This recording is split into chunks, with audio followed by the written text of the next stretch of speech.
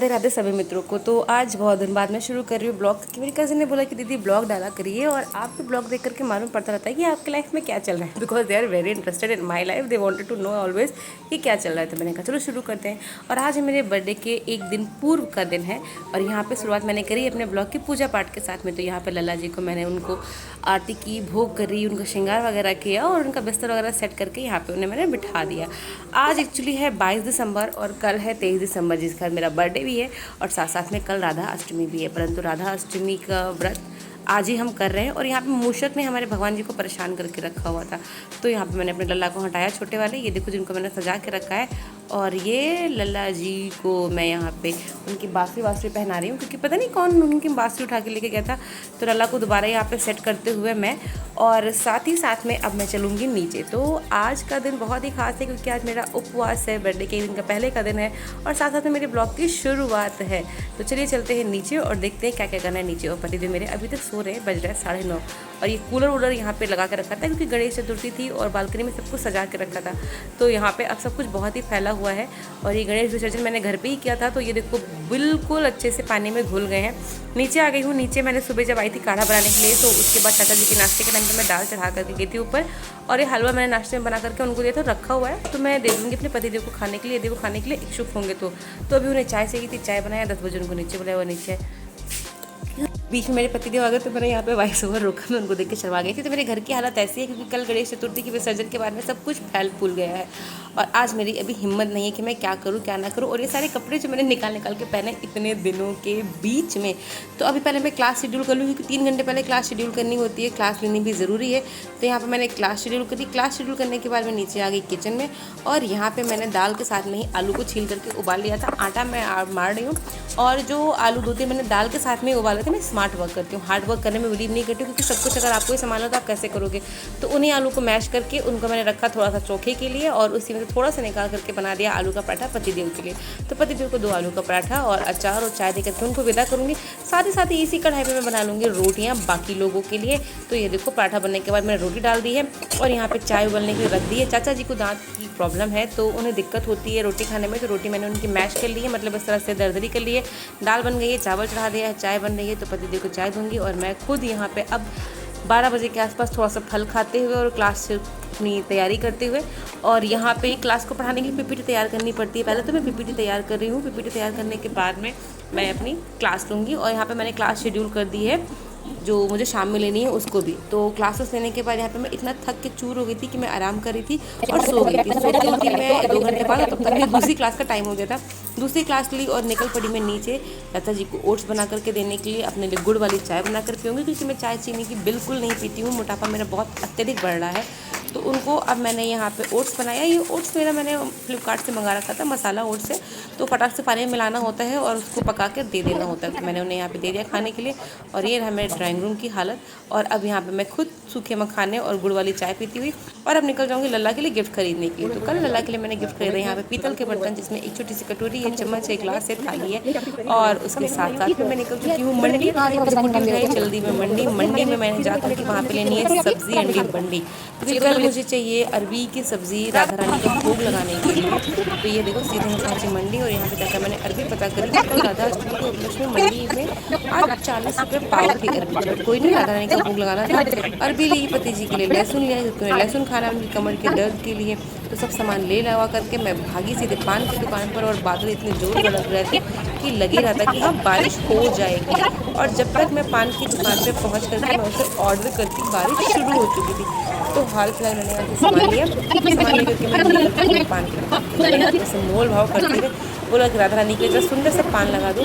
उसने राधा रानी के लिए पान लगाया और ये देखो मौसम का हाल बिगड़ते हुए कि वहाँ पर राधा रानी के उसने बहुत सुंदर से पान लगाया। जब मैंने सुबह उनको चढ़ाना है तो उसने भी हाथ धोती भक्ति पूर्वक बड़े अच्छे से सारे आइटम डालते हुए यहाँ पर उसने राधा रानी के लिए पान तैयार किया। पान को मैं पैक ही करा रही थी तो बारिश शुरू हो गई थी। और फिर मैंने उसको रखा टिक्की में और भीगती बारिश में मैं पहुंची घर ज़्यादा दूर नहीं था, स्कूटी से जाएँ तो मात्र 4-5 मिनट का रास्ता है, पर मैं इतने में भी इतने बुरा भीग करके मैं आ गई थी वापस।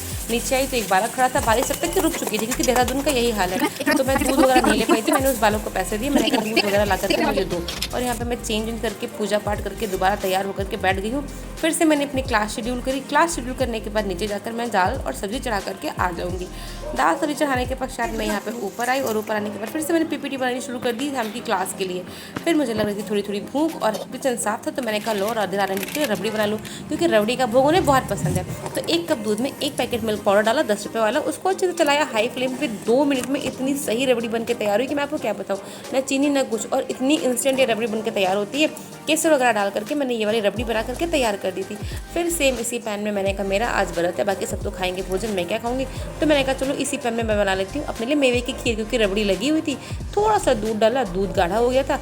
साथ में मैंने यहाँ पे दूध को 1 उबाल आने के बाद में मखाने, बादाम, खजूर और थोड़ा सा गरी का बुरादा डाल करके अच्छे से उसको पका लिया। और खजूर डालने के साथ साथ में ये दूध का रंग अच्छे से केसरिया हो गया था, और थोड़ी सी चीनी डाली, और ये देखो मलाईदार रबड़ी वाली खीर मेवे वाली बनकर तैयार हो गई थी। तो मैंने कहा चलो अब राधा रानी के लिए बनाया है, तो उनका व्रत भी है, तो चलो पहले उनके ठाकुर जी को भोग लगाया, क्योंकि राधा रानी की मूर्ति लेने गई वो मुझे मिली नहीं। अब जब वृंदावन बुलाएंगे वहीं से मैं मूर्ति लेकर के आऊँगी। तो यहाँ पे ये देखिए ये खीर हमारी तैयार हो चुकी है। साथ साथ में मैंने बनने के बाद पापा से फ़ोन पे बात करी, और फ़ोन पे बात करने के पश्चात में ऊपर आ गई। मैंने ठाकुर जी को लगाया इसका भोग, थोड़ी सी इलायची डाली सुगंध के लिए। ठाकुर जी को अपने हाथ से पवाया मैंने, उनको पवाने के बाद में खुद पा लिया मैंने। फिर यहाँ पे मैं ला ला ला ला ला ला ला लुलू लुलू लुलू करते हुए मैंने क्लास ली, और ये देखो अपनी अदाएँ दिखाते हुए मैं हाय हाय समटाइम कभी कभी सुंदर लग जाती हूँ, तो उस दिन मैं बहुत खुश हो जाती हूँ। तो मैंने यहाँ पर अपने लल्ला को चप्पी पप्पी दी और अपना आईफोन उठाया और चल दी मैंने क्लास लेने के लिए। आईफोन से वीडियो इसलिए नहीं बनाती क्योंकि महंगा फ़ोन है, ख़राब हो जाएगा यार, क्या करूँ, पिछले साल बर्थडे में मिला था इफ़ यू रिमेंबर। तो यहाँ पे चलो अब आ गई मैं अपनी कक्षा कार्यक्रम की तरफ, और यहाँ पे ज़ोर ज़ोर से पढ़ाते हुए मैंने क्लास करी। फ़ोन को एडजस्ट करना बड़ा मुश्किल हो जाता है, खुद को दिखाना, क्लास कराना। The right answer here. A is the right answer. Very good, very good. 1 megabyte equals to how many bytes? पढ़ाती हूँ जिससे कि उनका जोश 1 megabytes. A very good. 1024 bytes. बहुत अच्छे, बहुत अच्छे, बहुत अच्छे। 1 गीगाबाइट कितने के बराबर होते हैं? सामने लिखा भी हुआ। सो फाइनली मैंने अब अपने वीडियो में अपनी आवाज़ में बात करी है। सुबह से आप मुझे देख रहे हैं जैसे मुंह हिला के मैं बात कर रही थी। तो अभी मेरी क्लास ख़त्म हुई है, मैंने यहाँ पे क्लास ख़त्म करी है। ये सिस्टम, ये टेबल, ये ऑफिस, यहीं पे घर पे आजकल काम चल रहा है। और अब मैं जा रही हूँ कुछ फल फूल खाने के लिए। पता नहीं क्यों मैं जब भी वीडियो बना रही हूँ मैं देख रही हूँ मैं बहुत गोरी लग रही हूँ। मैं तो इतनी गोरी हूँ नहीं, पर पता नहीं क्यों मैं इतनी गोरी लग रही हूँ।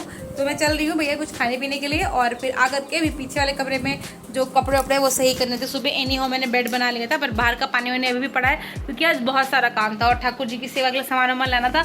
तो अभी इस कमरे की मैं हालत ठीक करने की कोशिश करूँगी, हो पाएगा तो करूँगी, क्योंकि कल सुबह मुझे शायद नंदा देवी जाना है, क्योंकि कल बर्थडे है। तो नंदा देवी जाना है दर्शन करने के लिए आकाश भाई की फैमिली के साथ में।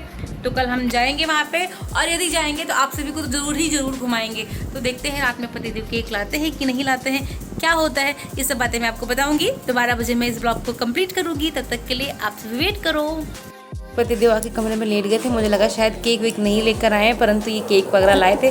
12 बजे जाकर के गाड़ी से केक निकाला, साथ में ईयर रिंग लेकर आए थे, एक बहुत ही अच्छी ड्रेस लेकर आए थे।